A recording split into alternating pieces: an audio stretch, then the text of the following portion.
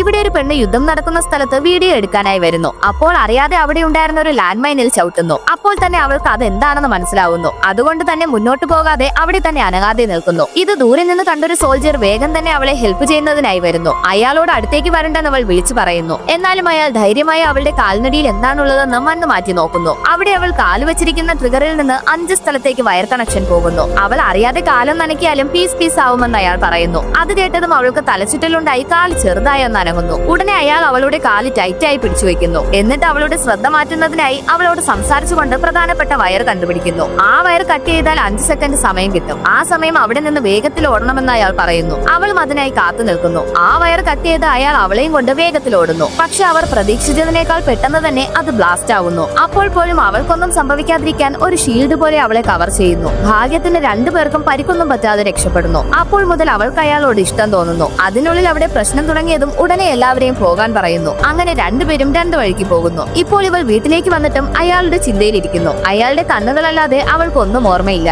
എന്നാലും അയാൾ വർക്ക് ചെയ്യുന്ന ഓഫീസിലേക്ക് വന്ന് അന്വേഷിക്കുന്നു. അവസാനം അയാളെ കണ്ടെത്താനാവാതെ പോകുന്നു. മഴ പെയ്യുന്നത് പോലും ശ്രദ്ധിക്കാതെ അവന്റെ ചിന്തയിൽ മഴയിലേക്ക് ഇറങ്ങുന്നു. അപ്പോൾ അയാൾ കയ്യിലൊരു കുടയുമായി വന്ന് അവളെ മഴയിൽ നിന്ന് പ്രൊട്ടക്ട് ചെയ്യുന്നു.